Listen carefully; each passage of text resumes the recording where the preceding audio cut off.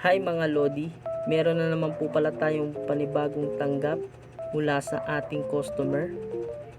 Yan, ito ay Oppo A5s at ang problema nito mga Lodi ay LCD touchscreen. Kaya papalitan natin ito ng brand new LCD. Wow! Isa nga pala sa mga dahilan Lodi kung bakit mabilis nasisira ang ating mga LCD ay dahil ito ay nababagsak or nauupuan or naiipit kaya nababasag ang ating mga LCD.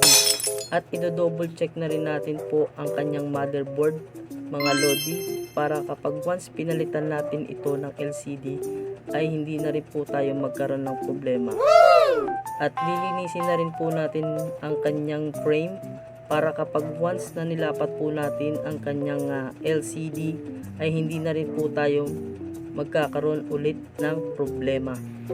At isa pa nga sa mga dahilan Lodi na kung ano lang po ang ating gagawin sa inyong unit at kung ano lang po ang sira ay yun lamang po ang ating gagawin. Kung display lang,